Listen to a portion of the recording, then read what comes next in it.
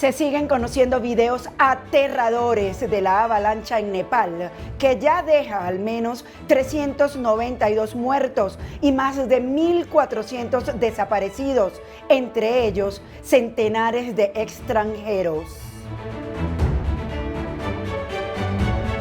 Una pared de agua helada similar a un tsunami sepultó pueblos bajo un torrente de lodo. Esta tragedia tiene un gran responsable. Les contamos. Tan catastróficos como la avalancha en Nepal fueron los deslaves que arrasaron pueblos enteros en Venezuela en 1999 y en 2022. Reconstruimos estas tragedias. Colombia tampoco ha sido ajena a avalanchas mortales. La de Armero en 1985 sepultó a más de 25.000 personas, convirtiéndose en una de las peores tragedias naturales del mundo. Ante la amenaza de deportación en Colombia, decenas de venezolanos se acercan a centros de atención al migrante en busca de ayuda. Hay colapso en algunas oficinas. Venezuela despide a Andreina Yepes, la actriz de 51 años que murió luego de ser diagnosticada con una grave enfermedad.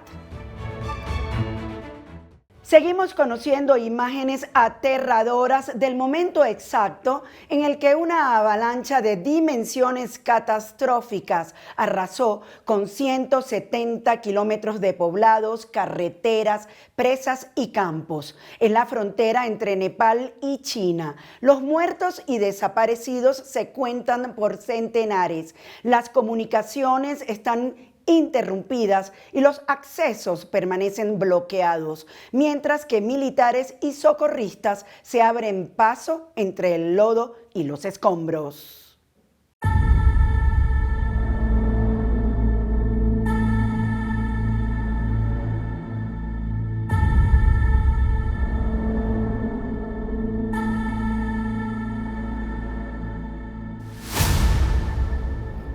Nepal es hoy una zona de catástrofe. La avalancha inesperada que sorprendió a propios y extraños dejó a la región sumida en el caos. Los equipos de rescate trabajan contrarreloj. La orden es una sola: hallar vida entre el lodo que sepultó pueblos y ciudades enteras. Las imágenes que salen desde Nepal al mundo son terroríficas.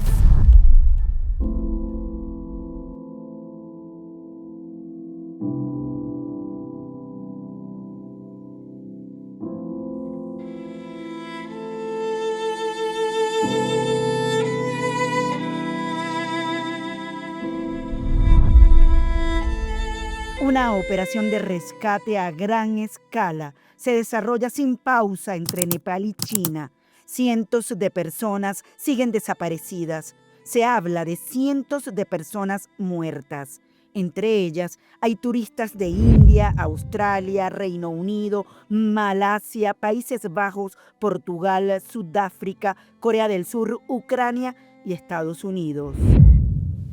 Casi 100 ciudadanos chinos están desaparecidos en las zonas afectadas por el desastre en el lado nepalí. La embajada china en Nepal está solicitando actualmente una verificación adicional a las autoridades nepalíes. La pregunta ante esta vocería oficial es inevitable: ¿cuántos siguen atrapados? Entre sollozos, un líder espiritual indio confesó que decenas de peregrinos que lo acompañaban en el monte Kailash no han vuelto a aparecer. La inundación repentina arrasó el edificio donde habían hecho sus trámites de inmigración. Literalmente, todo el grupo estaba allí en el edificio.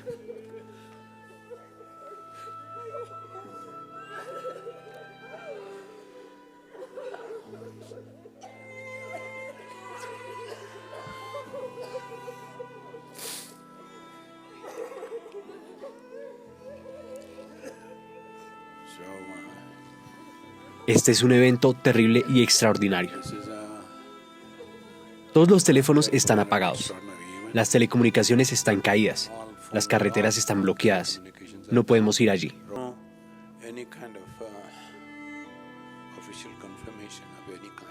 No tenemos ninguna información oficial de ningún tipo. Pero viendo la magnitud de la destrucción, la situación parece grave.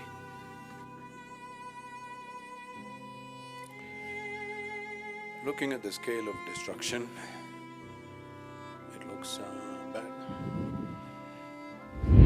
La espera de las familias es desesperante y las imágenes se repiten una y otra vez. Entre el lodo, los escombros y la destrucción, sobrevivientes de todas las edades buscan a los suyos. Algunos todavía tienen esperanza de encontrarlos con vida. Otros, con las manos cubiertas de barro, intentan rescatar lo poco que queda de sus hogares. En medio de la tragedia, cada minuto cuenta y cada persona que aparece entre el lodo puede ser la respuesta que una familia lleva horas esperando.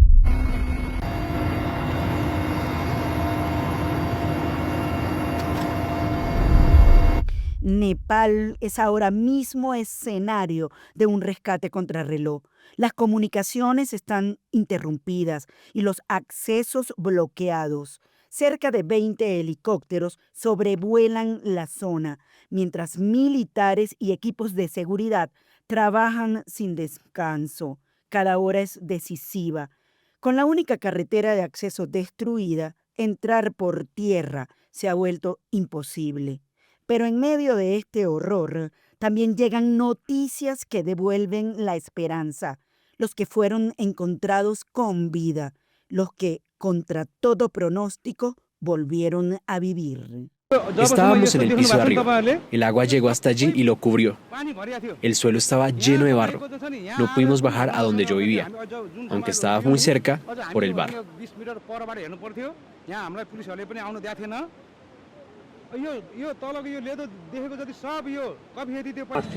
Antes de que la inundación azotara esta zona, la policía de Nepal y yo mismo alertamos a los lugareños.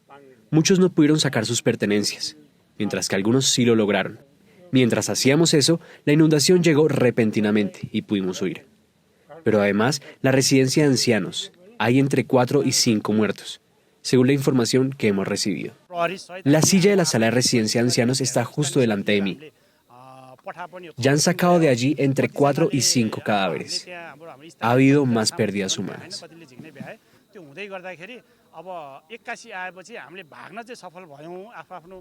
La devastación desde el aire es desoladora. Viviendas destruidas, comunidades evacuadas. Los sobrevivientes buscan agua, alimentos, atención médica. La Cruz Roja y la Media Luna Roja envían suministros de emergencia. Estados Unidos anunció una contribución millonaria en dólares.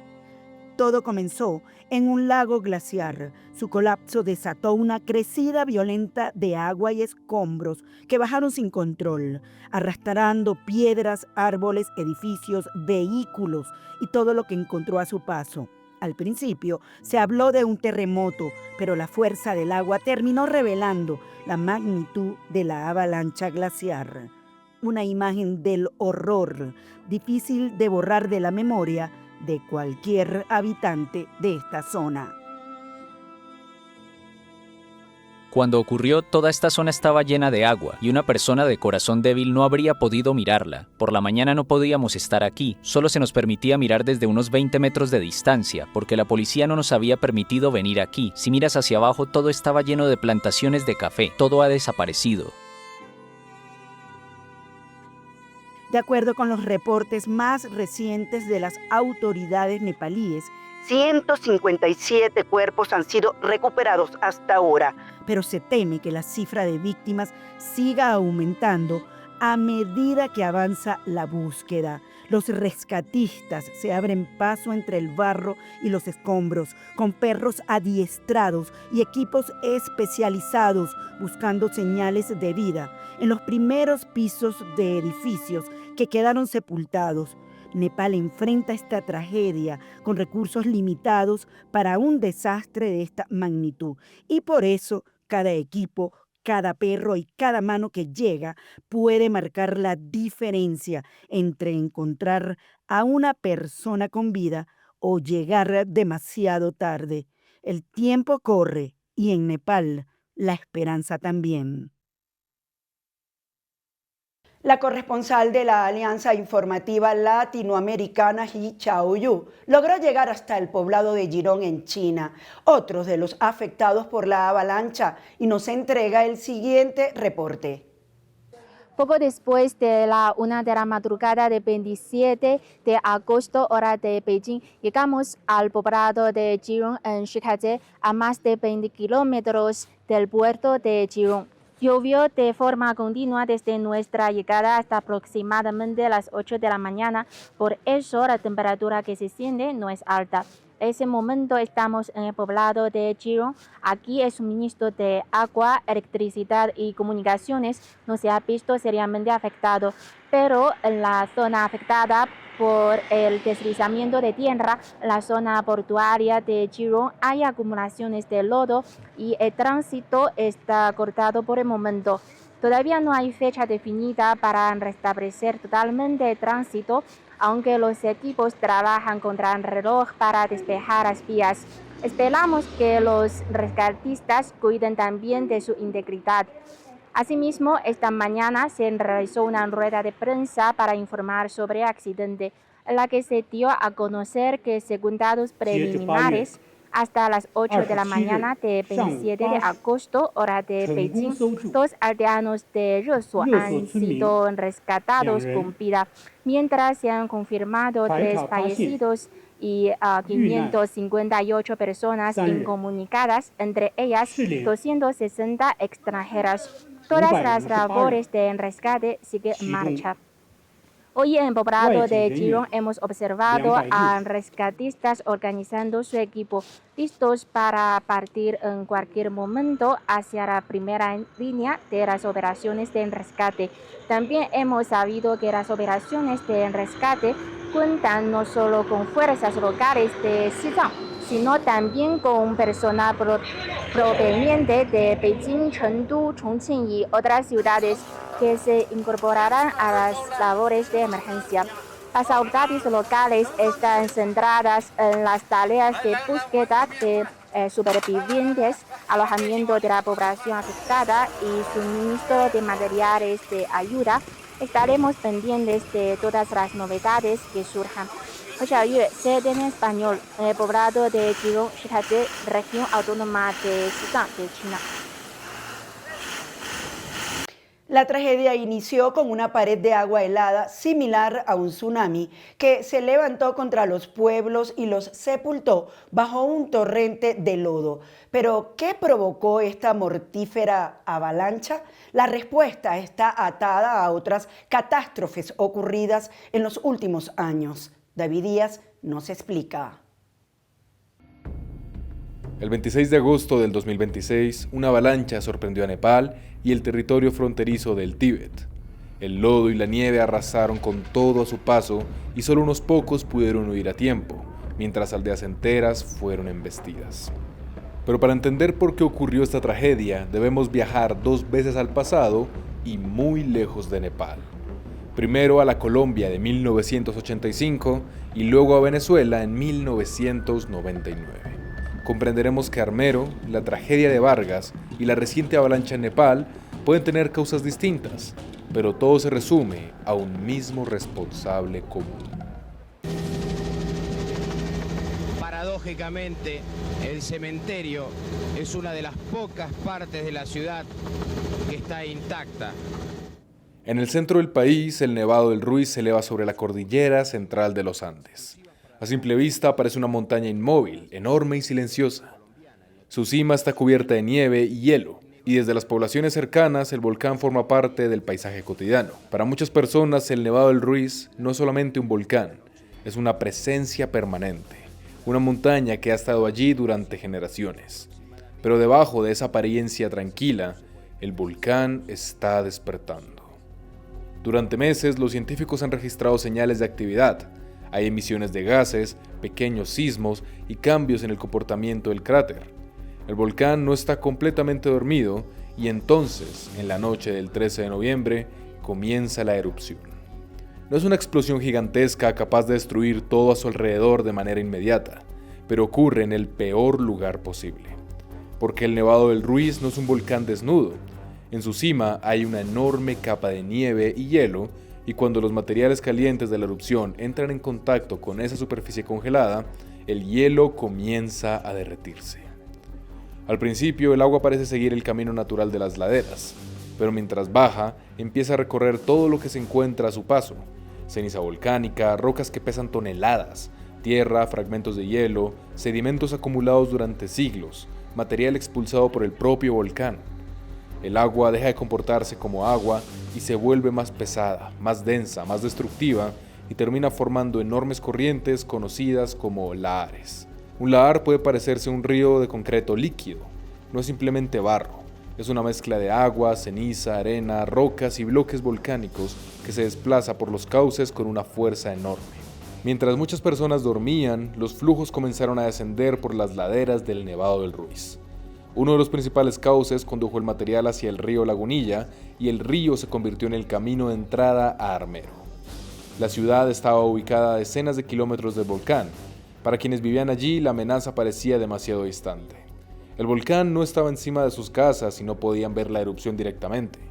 Una masa oscura de agua, lodo, rocas y material volcánico descendió sobre Armero. Entró por las calles, derribó viviendas, arrancó árboles, destruyó puentes y sepultó barrios enteros. La ciudad quedó cubierta por una capa de lodo que en algunos lugares alcanzó varios metros de espesor. Alrededor de 25.000 personas murieron. Armero prácticamente desapareció, dejando esta tragedia como uno de los peores desastres naturales de la historia de Colombia. Y durante décadas se ha hablado de Armero como si simplemente hubiera ocurrido una erupción y una montaña hubiera sepultado una ciudad, pero eso es incompleto.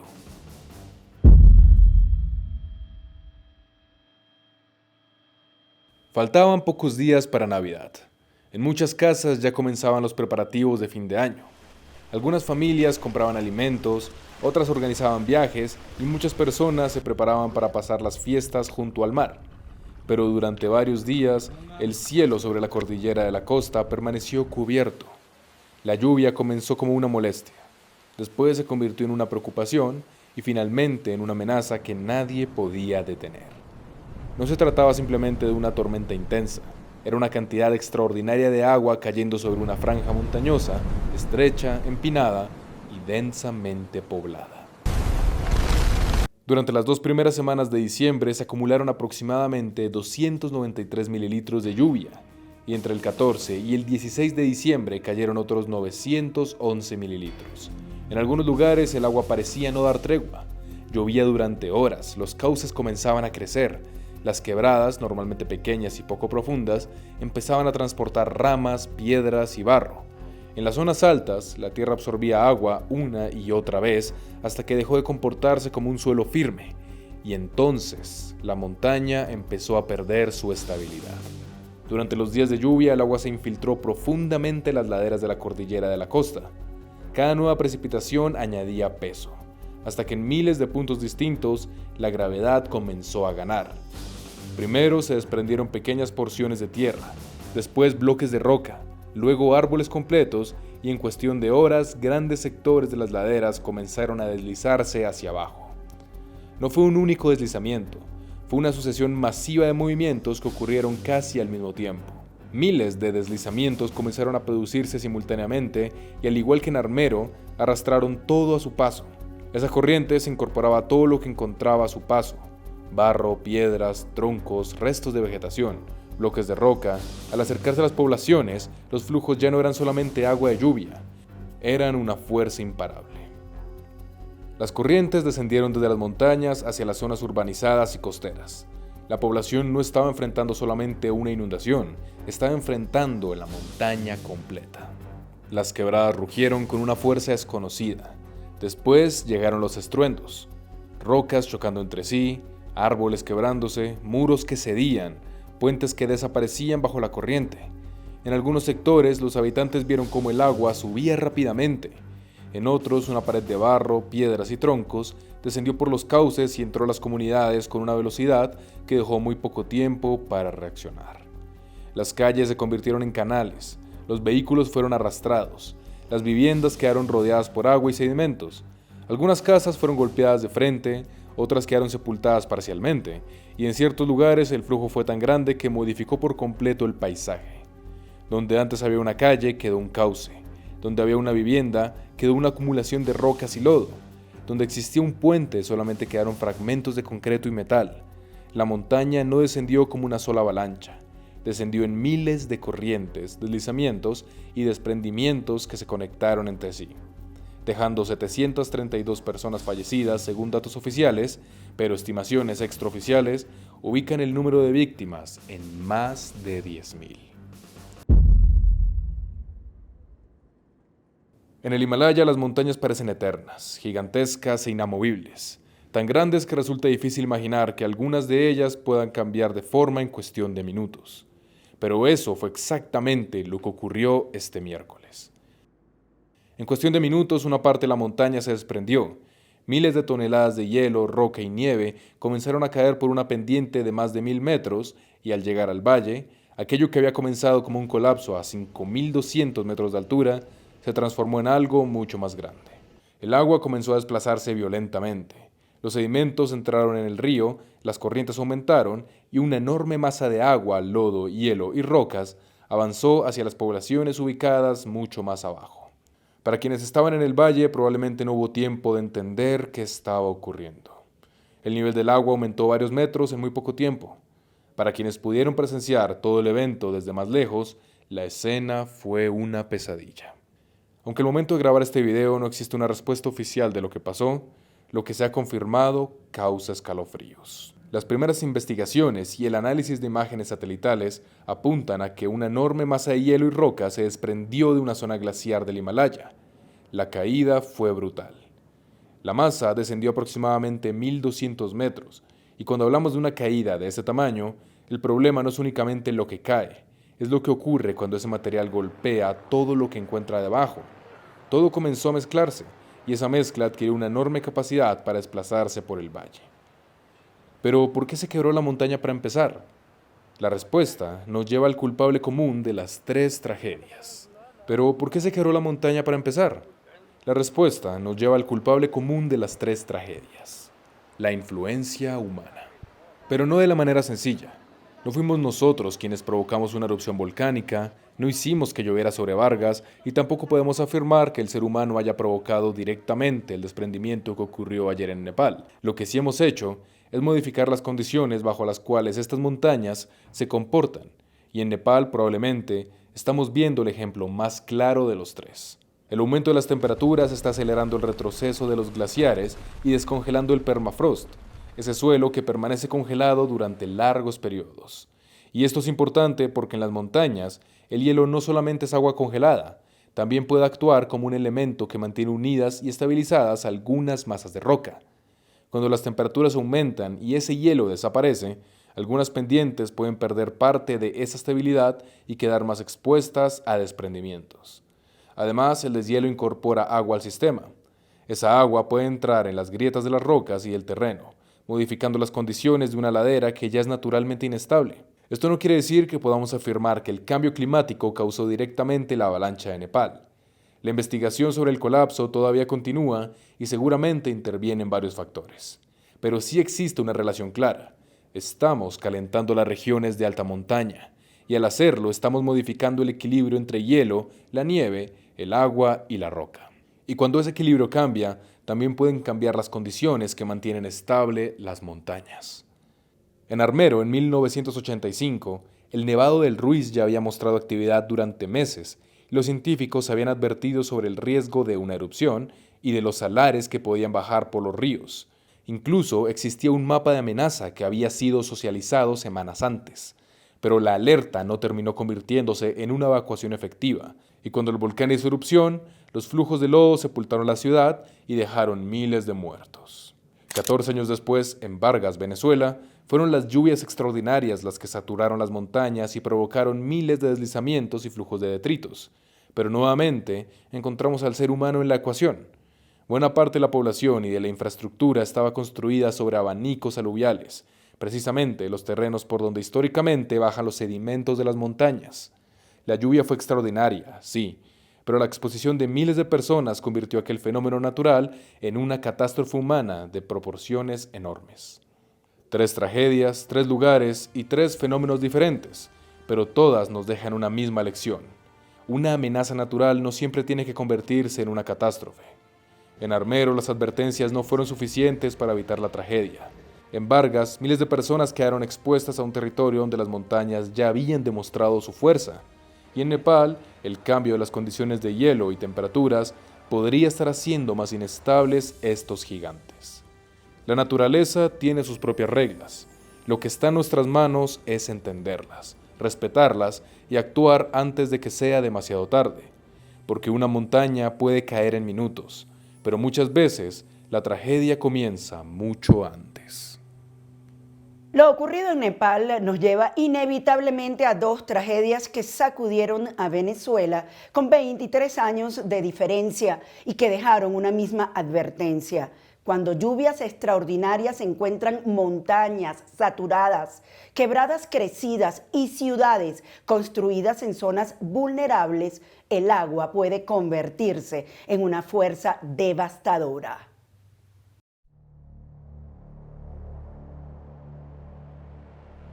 En 6 horas, Las Tejerías recibió una cantidad de lluvia equivalente a lo que normalmente cae durante todo un mes.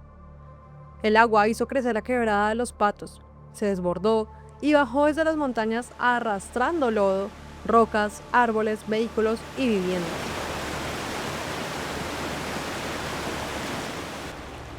El balance oficial terminó en 54 personas fallecidas y 8 desaparecidas. Más de 750 viviendas quedaron destruidas y alrededor de 1.400 familias resultaron damnificadas. Pero lo más impactante es que aquella tragedia ocurrió 23 años después de otro desastre que había dejado una huella profunda en Venezuela. En diciembre de 1999, en el entonces estado Vargas, las lluvias también saturaron las montañas hasta provocar enormes deslaves que descendieron hacia la costa. Allí, las cifras de víctimas nunca pudieron establecerse con absoluta certeza. Las estimaciones han sido tan diferentes que durante años se habló de cientos, miles y hasta decenas de miles de muertos o desaparecidos. 2 tragedias, 2 momentos distintos, pero una misma combinación de elementos. Lluvias extraordinarias, montañas saturadas de agua, quebradas que recuperaron su fuerza y comunidades expuestas a esos cauces. Y detrás de ambas historias aparece una pregunta que sigue vigente. ¿Qué ocurre cuando un fenómeno natural extremo encuentra ciudades construidas en lugares vulnerables? Para entenderlo, hay que volver primero a 1999. En diciembre de ese año, Venezuela se preparaba para cerrar el siglo. En Vargas, sin embargo, llevaba varios días lloviendo con una intensidad fuera de lo habitual. Entre el 14 y el 16 de diciembre, se registraron precipitaciones extraordinarias. Algunas mediciones llegaron a 911 milímetros. La cordillera de la costa estaba completamente saturada. El suelo ya no podía absorber todo el agua que recibía y las quebradas comenzaron a aumentar su caudal. Entonces comenzaron los deslaves. Desde las montañas descendieron enormes cantidades de agua, barro, piedras, árboles y sedimentos. La fuerza de esos aludes fue suficiente para destruir viviendas, edificios, carreteras y comunidades enteras. En lugares como Caraballeda, Macuto y Caumorí, el agua y el lodo avanzaron hacia las zonas pobladas. En algunos sectores las carreteras desaparecieron, las comunicaciones quedaron interrumpidas y miles de personas quedaron aisladas. La magnitud del desastre hizo que incluso establecer el número de víctimas fuera extremadamente complicado. No existe una cifra definitiva aceptada por todas las fuentes. En los primeros balances se manejaron cifras de cientos de fallecidos. Después aparecieron estimaciones mucho mayores. La defensa civil llegó a hablar de decenas de miles de personas sepultadas y otras estimaciones internacionales llegaron a cifras todavía mayores. Sin embargo, investigaciones posteriores cuestionaron esos números y plantearon balances considerablemente inferiores. Por eso, más de 2 décadas después, una de las características de la tragedia de Vargas sigue siendo la incertidumbre sobre el número real de muertos y desaparecidos. Lo que sí está documentado es la enorme destrucción. Miles de viviendas fueron afectadas o destruidas y decenas de miles de personas tuvieron que abandonar sus hogares. Comunidades completas desaparecieron bajo los sedimentos. Algunos lugares que existían antes del desastre dejaron de existir después de aquella noche. Y mientras los equipos de rescate intentaban encontrar sobrevivientes, comenzó otra emergencia: trasladar a quienes habían perdido sus casas, restablecer las vías de comunicación y reconstruir una región que había quedado prácticamente incomunicada. Pero el problema no terminó con la retirada del agua. La tragedia dejó otra discusión sobre la mesa. ¿Por qué había tantas viviendas y construcciones ubicadas en zonas expuestas a las quebradas y a los flujos de agua y sedimentos? Los expertos han señalado durante años que la ocupación urbana de cauces, abanicos aluviales y laderas aumentó la vulnerabilidad de la población. Y esa discusión volvería a aparecer años después, esta vez en otro estado venezolano. Octubre de 2022. Las Tejerías en el estado Aragua. Para entonces Venezuela atravesaba una temporada de lluvias particularmente intensa. El fenómeno de la Niña había contribuido a mantener condiciones más lluviosas de lo habitual y durante el año también se registraron ondas tropicales, vaguadas y otros sistemas atmosféricos. A ese escenario se sumó el ciclón Julia, que atravesó el Caribe durante esos días. Las lluvias ya habían provocado desbordamientos en distintos puntos del país. En Las Tejerías, incluso, la quebrada Los Patos había presentado un desbordamiento días antes, aunque aquella vez no dejó víctimas mortales. Pero el 8 de octubre la situación fue diferente. Después de varias horas de lluvia, la quebrada Los Patos comenzó a crecer nuevamente. El agua aumentó rápidamente y terminó desbordándose. A esa corriente se sumaron otras quebradas de la zona. En pocas horas, el agua comenzó a bajar desde las montañas hacia la ciudad. Y con ella llegaron piedras, árboles, sedimentos, vehículos y todo aquello que encontró a su paso. En algunas estructuras el nivel del agua llegó a varios metros de altura. Calles completas quedaron cubiertas de barro. Negocios fueron destruidos, viviendas quedaron sepultadas. La ciudad perdió el servicio eléctrico, el suministro de agua y las comunicaciones. Y otra vez, los equipos de rescate tuvieron que buscar personas entre toneladas de lodo y escombros. En las primeras horas comenzaron a aparecer las primeras víctimas. La cifra fue aumentando durante los días siguientes hasta llegar a 54 fallecidos. También quedaron 8 personas desaparecidas según el balance oficial posterior. Y las consecuencias no fueron únicamente humanas. Más de 750 viviendas quedaron destruidas durante las primeras evaluaciones y unas 1.400 familias resultaron damnificadas. Las escuelas también fueron afectadas. UNICEF reportó daños en 33 centros educativos y señaló que más de 6.500 estudiantes y 458 docentes necesitaron apoyo para regresar a las aulas. Las imágenes volvieron a mostrar una escena que Venezuela ya había visto en 1999. Calles convertidas en cauces, vehículos arrastrados por el agua, viviendas cubiertas de barro y comunidades enteras intentando recuperar lo que quedaba de sus hogares. Pero había una diferencia importante. Esta vez habían pasado 23 años desde Vargas, y la pregunta volvió a ser prácticamente la misma. ¿Qué hace que una lluvia termine convirtiéndose en una tragedia? La respuesta no está únicamente en la cantidad de agua. Las lluvias extraordinarias fueron el detonante de ambos casos, pero los especialistas también han señalado la influencia de la ocupación de zonas cercanas a quebradas y cauces. Cuando una ciudad crece sobre áreas que forman parte del recorrido natural del agua, una crecida extraordinaria puede transformar rápidamente una quebrada aparentemente pequeña en un flujo capaz de arrastrar toneladas de material. En Las Tejerías, precisamente, varias zonas urbanizadas se encontraban cerca de los cauces, y cuando el agua aumentó de manera repentina, encontró viviendas, comercios e infraestructura en su camino. Esto también explica por qué no es correcto atribuir automáticamente estos desastres únicamente al cambio climático. El cambio climático puede aumentar la frecuencia o intensidad de determinados fenómenos extremos, pero no significa que cada desave pueda explicarse exclusivamente por esa causa. En el caso de Las Tejerías, los análisis señalaron una combinación de factores: una temporada de lluvias excepcional, la Niña, sistemas atmosféricos como Julia y las condiciones de las cuencas y del territorio.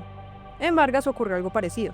Las lluvias fueron extraordinarias, pero la magnitud de la tragedia también estuvo relacionada con la forma en que se había ocupado el territorio.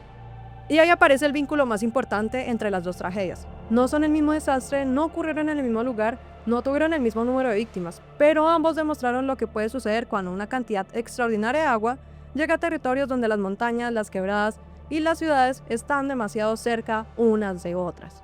Pero la pregunta que dejaron sigue siendo la misma. ¿Cuánto puede soportar una ciudad cuando la naturaleza recupera, en cuestión de horas, el espacio por donde siempre ha circulado el agua? Colombia tampoco ha sido ajena a avalanchas mortales. La de Armero en 1985 sepultó a más de 25.000 personas, convirtiéndose en una de las peores tragedias naturales del mundo. Hoy Armero permanece como un lugar de memoria y una advertencia para la región. 13 de noviembre de 1985. 11:45 de la noche. Un pequeño pueblo de Colombia había quedado completamente sepultado. Armero era un municipio próspero, ubicado en el departamento del Tolima, conocido como la Ciudad Blanca por sus cultivos de algodón y sus construcciones claras. Tenía una economía activa y una vida comunitaria que giraba alrededor de la agricultura, el comercio y las familias que durante generaciones habían construido allí su hogar. Era un pueblo vivo.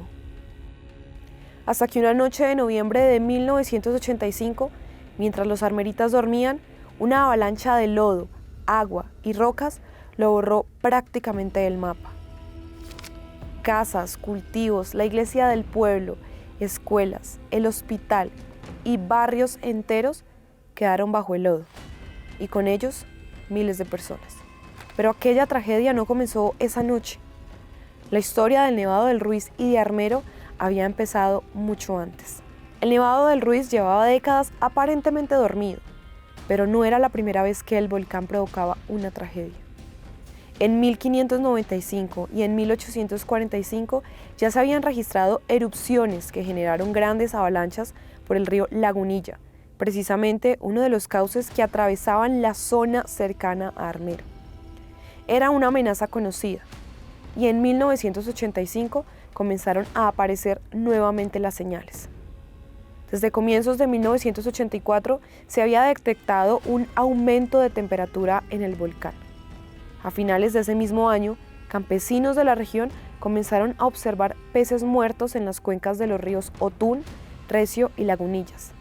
También aparecieron grandes cantidades de azufre y pequeñas explosiones. La actividad del volcán aumentaba. Y durante meses, científicos, geólogos, escaladores y algunas autoridades comenzaron a advertir sobre la posibilidad de una erupción. Las advertencias no eran solamente sobre una erupción. El verdadero peligro estaba en lo que podía ocurrir después, porque el Nevado del Ruiz tenía una enorme capa de hielo y nieve en su cumbre. Y si una erupción provocaba el derretimiento de parte de ese hielo, el agua podía mezclarse con tierra, rocas y material volcánico. El resultado sería un lahar, una avalancha capaz de desplazarse por las cauces de los ríos a una velocidad devastadora.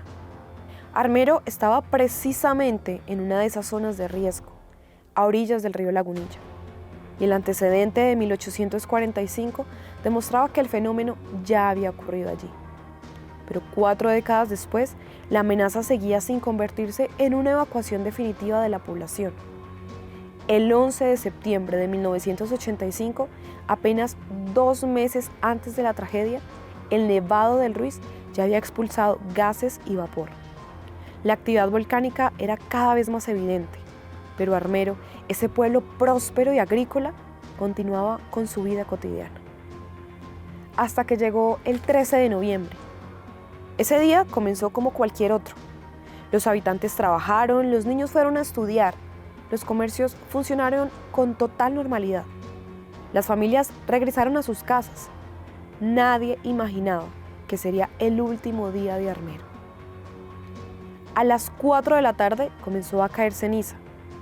A las 6, una leve llovizna cubrió el municipio. Y hacia las 7 de la noche, la Cruz Roja Regional empezó a discutir una posible evacuación de Armero, Mariquita y Honda. Pero el tiempo corría y la amenaza estaba a kilómetros de distancia, en lo alto de la montaña. A las 9:29 de la noche, el Nevado del Ruiz entró en erupción. La explosión desprendió parte de la capa de hielo de la cumbre y ese fue el comienzo de una cadena de acontecimientos que cambiaría para siempre la historia de Colombia. El calor de la erupción comenzó a derretir el hielo. El agua descendió por las laderas del volcán y al mezclarse con tierra, rocas y otros materiales, comenzó a convertirse en una gigantesca masa de lodo. A las 9:30 de la noche, funcionarios de Ingeominas, ubicados cerca del páramo de Letras, reportaron el inicio de la erupción y recomendaron evacuar. Pero para quienes estaban en Armero, la información no llegó con la rapidez necesaria. A las 9:33 comenzó la avalancha. El agua aumentó el caudal de varios ríos: Lagunilla, Chinchiná, Gualí, Azufrado. La montaña comenzó a enviar hacia los municipios de las zonas bajas una enorme cantidad de agua y material. Y 9 minutos después, alrededor de las 9:39 de la noche, llegó una segunda avalancha. Esta vez no era solamente agua, era lodo, rocas, árboles. Era todo lo que el flujo encontraba a su paso. La masa avanzó durante kilómetros por los cauces naturales y llegó a alcanzar velocidades cercanas a los 80 kilómetros por hora, según la cronología de la tragedia. Mientras el flujo descendía, los organismos de emergencia intentaban comunicarse con Armero. A las 9:49 de la noche, funcionarios de la Defensa Civil de Ibagué y Murillo intentaron establecer contacto con el sistema de emergencias y las autoridades del municipio, pero la comunicación no pudo concretarse. La amenaza ya estaba en camino. A las 10:40 de la noche, el deshielo había llegado a Chinchiná y aproximadamente una hora después, la avalancha alcanzó a Armero. Eran cerca de las 11:30 de la noche. Cientos de millones de metros cúbicos de lodo y piedras entraron al municipio. La avalancha arrasó barrios completos, derribó viviendas, arrastró vehículos, destruyó infraestructura y sepultó a miles de personas que dormían o intentaban escapar. En cuestión de minutos, Armero dejó de existir como lo conocían sus habitantes, como lo conocía Colombia. La iglesia, el hospital, las escuelas, las casas, los cultivos, las calles, todo quedó cubierto por el lodo. La tragedia también alcanzó otras poblaciones. El material volcánico recorrió aproximadamente 44 kilómetros y afectó municipios del Tolima y Caldas. Pero Armero recibió el impacto más devastador. Alrededor de 25.000 personas murieron o desaparecieron en la tragedia. Más de 4.400 personas resultaron heridas. Miles de familias quedaron destruidas y miles de sobrevivientes quedaron sin casa, sin familiares, sin pueblo al que regresar. La mañana siguiente reveló la verdadera dimensión de la tragedia. Los equipos de rescate tuvieron que abrirse paso entre el lodo y los escombros. Las carreteras estaban destruidas. El terreno era inestable y en muchos lugares era prácticamente imposible avanzar.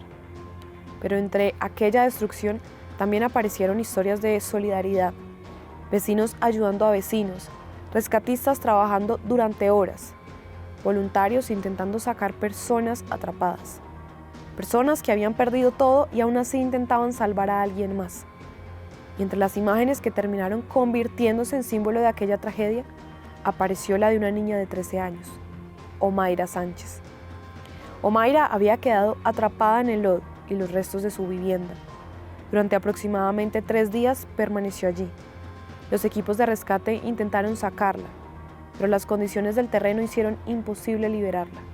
Su imagen recorrió el mundo y terminó convirtiéndose en uno de los rostros más reconocibles de la tragedia de Armero. Pero detrás de esa imagen había miles de historias. Familias completas desaparecieron, niños que quedaron huérfanos, padres que nunca volvieron a encontrar a sus hijos, sobrevivientes que tuvieron que comenzar nuevamente sus vidas lejos del lugar donde habían nacido. La magnitud de la destrucción fue enorme.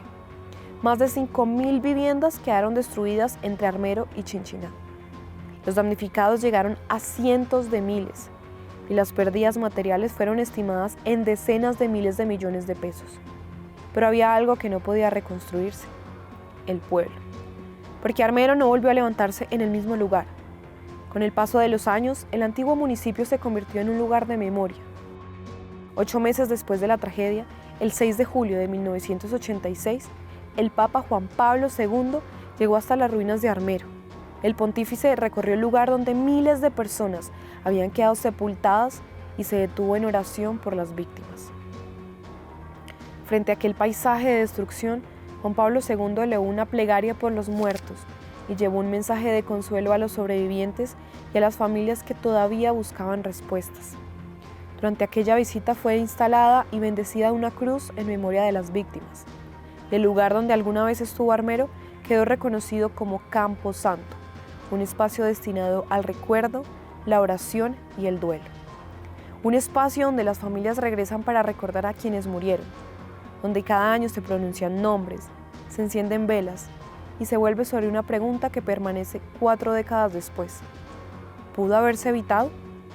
Las advertencias existían. Desde 1984, científicos y especialistas habían llamado la atención sobre la actividad del volcán. También se habían planteado protocolos de evacuación, pero la información no llegó de manera efectiva a toda la población y las decisiones de evacuación no se concretaron a tiempo. Después de la tragedia comenzaron investigaciones para determinar responsabilidades por posibles omisiones y fallas en la gestión del riesgo. Sin embargo, años después, el Consejo de Estado consideró que la erupción y sus consecuencias constituían un evento de fuerza mayor y determinó que la administración no era jurídicamente responsable. Armero dejó algo más que una herida.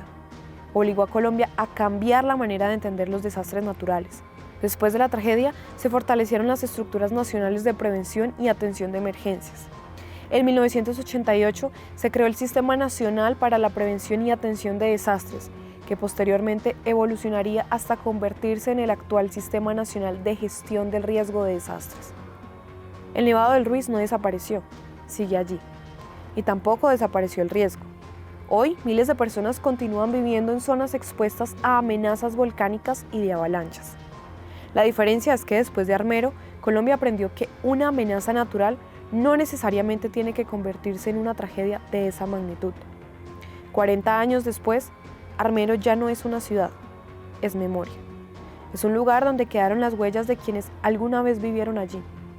Un pueblo que tenía escuelas, hospitales, comercios, iglesias, cultivos y miles de historias. Un pueblo que en cuestión de minutos quedó enterrado bajo una montaña de lodo. El 13 de noviembre de 1985, Armero desapareció, pero sus habitantes no. Sus nombres permanecen, sus historias también permanecen. Y cada vez que Colombia vuelve a la mirada hacia el Nevado del Ruiz, también vuelve la mirada hacia aquel pueblo que alguna vez estuvo allí. Porque sí, Armero quedó sepultado bajo el lodo, pero 4 décadas después su historia sigue viva. Y quizás esa sea una de las principales lecciones que dejó aquella noche. Que recordar una tragedia también es una forma de prevenir que vuelva a ocurrir.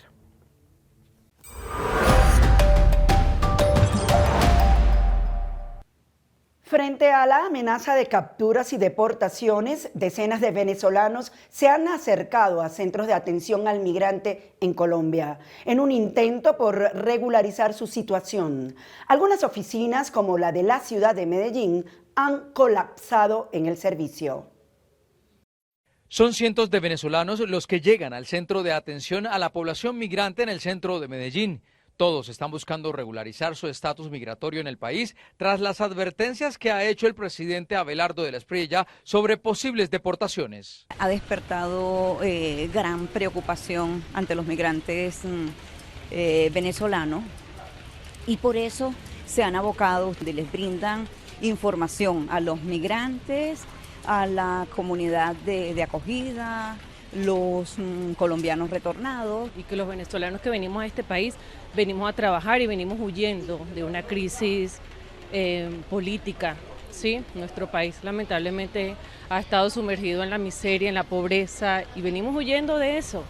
Pero entre tantas historias, Noticias Caracol conoció la de don José Vicente, que vive en Medellín desde hace más de 6 años y tiene una microempresa de textiles que ha levantado con mucho esfuerzo. Hoy teme que su emprendimiento tenga que cerrar, dado que muchos de sus trabajadores ya están siendo notificados sobre posibles deportaciones. Tengo 7 personas colombianas trabajando conmigo Tengo 3 venezolanos trabajando y bueno, nos afecta un poco porque hay gente que no va a trabajar porque debido a que teme de que la policía lo vaya a parar, lo vaya a reportar. Asegura que durante el mandato del presidente Gustavo Petro, la expedición de los permisos de protección temporal, PPT, se suspendieron. No, en este momento no hay PPT. El PPT duró entre 22 y 23. Quedó vigente solo para estudiantes. Ya de ahí, ya para adultos, ya no dejó de funcionar el PPT. Don Vicente es la voz de muchos venezolanos que dicen querer quedarse en Colombia y piden al nuevo gobierno nacional facilitar la documentación para regularizar su permanencia en el país. Y da la oportunidad a aquellas personas porque todos no somos delincuentes, la mayoría de estas personas que están acá son gente trabajadora. Solo en Antioquia hay un poco más de 290.000 venezolanos que están regularizados, bien sea por el PPT o por otros mecanismos. 33.000 están esperando el papel para ser legalizados y otros 66.000 no han empezado el procedimiento.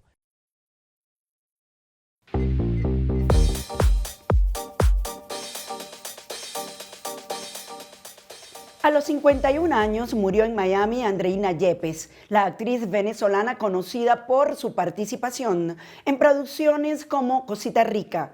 Andreina había sido diagnosticada con una grave enfermedad. Durante más de 3 décadas, Andreina Yepes estuvo frente a las cámaras. La televisión venezolana la vio bailar, hacer comedia, interpretar personajes y presentar espacios de entretenimiento. Pero durante el último mes de su vida ocurrió algo muy distinto. La mujer que había construido una carrera pública decidió mantener en privado una enfermedad que apenas había sido diagnosticada unas semanas antes. Mientras sus seguidores seguían reconociéndola por sus personajes, sus compañeros de profesión no conocían públicamente la gravedad de su estado de salud. Y el 25 de agosto de 2026 llegó la noticia. Andreina Yepes había muerto en Miami, Estados Unidos. Tenía 51 años. La información fue difundida inicialmente por el programa de entretenimiento Zona I, que señaló que la actriz había atravesado su enfermedad de manera privada, acompañada por sus familiares más cercanos. La noticia fue posteriormente reportada por distintos medios venezolanos y latinoamericanos. Para entonces, Yepes llevaba varios años viviendo en Miami. Pero mucho antes de llegar a Estados Unidos, mucho antes de convertirse en actriz y mucho antes de que el público la reconociera como Melao, hubo una joven venezolana que comenzó su carrera bailando. Y esa historia empieza en los años 90. Andreina Yepes nació en Caracas el 30 de noviembre de 1974. Su entrada al mundo del espectáculo ocurrió primero a través del baile y el modelaje. Uno de los momentos que marcó sus primeros años fue su participación en La Piernona, uno de los temas más reconocidos del cantante venezolano Miguel Moli. Yepes era la bailarina que aparecía asociada a la canción. Años después, ella misma recordó aquella etapa. Contó que permaneció cerca de 1 año y medio trabajando en la orquesta de Moli y que esa experiencia significó viajar constantemente por Venezuela y presentarse ante públicos multitudinarios. No era solamente aparecer en un video musical, era una vida de viajes, escenarios y presentaciones prácticamente todas las semanas. En una entrevista publicada en 2026, Yepes recordó que trabajaba de martes a domingo y que llegó a participar en presentaciones de Super Sábado Sensacional ante decenas de miles de personas. También explicó que La Piernona le dio popularidad y le abrió oportunidades dentro del espectáculo venezolano. Ese fue uno de los primeros capítulos de una carrera que con el tiempo cambiaría varias veces de escenario, porque Andreina Yepes no se quedó siendo bailarina. La televisión terminó convirtiéndose en su principal espacio. Y allí encontró una de las facetas que más la identificarían, el humor. Durante los años 90 participó en programas como Bienvenidos, de Miguel Ángel Landa, El Show de Joselo y Chéverísimo. Eran programas de humor que formaron parte de la televisión venezolana de esa época. Yepes comenzó a ser reconocida no solamente por su presencia frente a las cámaras, sino por los personajes y situaciones cómicas que interpretaba. Su carrera ya no dependía de una sola faceta. Podía bailar, podía hacer humor y también podía actuar. De hecho, los registros de su trayectoria sitúan su primera participación en una telenovela en Por Amarte Tanto en 1993. Después llegaron otros títulos: Pecado de Amor, Sol de Tentación, El País de las Mujeres, Toda Mujer, Hechizo de Amor, Amantes de Luna Llena, Mambo y Canela, Trapos Íntimos, y la lista continuaría durante los años siguientes con producciones como El Amor las vuelve locas, Ciudad Bendita, La Ciudad Entera, La Mujer Perfecta y Dulce Amargo. Pero entre todos esos personajes hubo uno que terminó convirtiéndose en el más asociado con su nombre, Melao. En 2003, Andreina Yepes llegó a Cosita Rica, la telenovela de Venevisión escrita por Leonardo Padrón. Y allí interpretó a Melao Urbina. La producción fue emitida entre 2003 y 2004 y tuvo entre sus protagonistas a Rafael Novoa. Para Yepes, Melao se convirtió en uno de sus personajes más recordados. Y Cosita Rica también forma parte de una etapa en la que sus trabajos comenzaron a ser reconocidos no solo en Venezuela, sino también en otros países de la región. En Colombia, por ejemplo, varias de esas producciones llegaron a las pantallas y fueron reconocidas por el público. Por eso, cuando se conoció su muerte, muchas de las imágenes que volvieron a circular fueron precisamente las de sus personajes en televisión. Pero su carrera no terminó con las telenovelas. También participó en otros programas de entretenimiento y mantuvo su vínculo con la televisión durante los años siguientes. Incluso después de dejar Venezuela, porque hubo un momento en que la vida de Andreina Yepes cambió de escenario y se mudó a Miami. Durante sus últimos años, la actriz estuvo radicada en esta ciudad estadounidense y continuó trabajando en medios y entretenimiento. Uno de sus proyectos fue Vente Conmigo, un espacio relacionado con moda, arte y celebridades. También estuvo vinculada a Miami Break News, de acuerdo con publicaciones sobre su etapa profesional en Estados Unidos. Era una nueva etapa, ya no era solamente la joven que había comenzado bailando en los años 90. Tampoco era únicamente la comediante de los programas de televisión, ni la actriz de las telenovelas. Ahora también era presentadora y comunicadora. Y en Miami estaba además su hija, Andreska Yepes, quien se había desarrollado profesionalmente en áreas relacionadas con el cine y la música. Pero mientras su vida profesional seguía siendo visible, hubo una parte de su vida que permaneció completamente alejada de los medios, su enfermedad. De acuerdo con la información difundida después de su muerte, Andreina Yepes recibió un diagnóstico de cáncer aproximadamente un mes antes de fallecer. La propia Zona I informó que el artista había decidido atravesar ese proceso de manera privada y junto con sus familiares.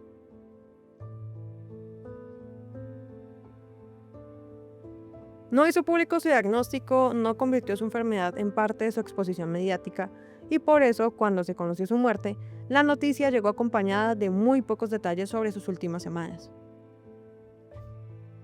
Algunos medios señalaron que se trataba específicamente de cáncer de páncreas.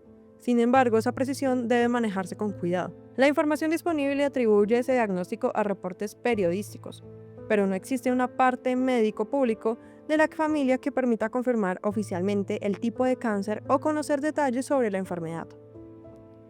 Lo que sí está confirmado por las distintas publicaciones es que había recibido un diagnóstico de cáncer aproximadamente un mes antes de su muerte y que decidió mantener el proceso en privado. Y ese tiempo fue muy corto, aproximadamente un mes entre conocer el diagnóstico y fallecer. El 25 de agosto de 2026, Andreina Yepes falleció en Miami. Tenía 51 años. La noticia comenzó a circular durante esa jornada y rápidamente provocó mensajes de despedida de colegas, actores, humoristas y figuras del entretenimiento venezolano. Y entonces comenzaron a aparecer nuevamente las imágenes de su carrera. La joven que bailaba en la piernona, la humorista de Bienvenidos, la participante del show de José Eloy Chéverísimo, la actriz de Amantes de Luna Llena, Ciudad Bendita y La Mujer Perfecta. Y por supuesto, Melao Urbina. Andreina Yepes comenzó bailando, después hizo modelaje, encontró un espacio en el humor, se convirtió en actriz, pasó por las telenovelas y finalmente continuó su carrera como presentadora y comunicadora en Estados Unidos. Y al final, una despedida completamente diferente. Porque mientras buena parte de su vida transcurrió frente a las cámaras, sus últimas semanas permanecieron fuera de ellas.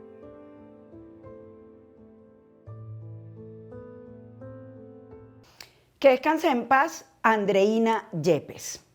A ustedes muchas gracias por conectarse con esta emisión. Recuerden suscribirse para acceder a nuestros contenidos informativos en nuestra plataforma de YouTube Venezuela al Día Oficial y a siempre apoyarnos en nuestras redes sociales de Facebook, Instagram y TikTok. Soy Yasmín América Velasco y recuerden siempre que donde está un venezolano está Venezuela al Día. Hasta una próxima emisión.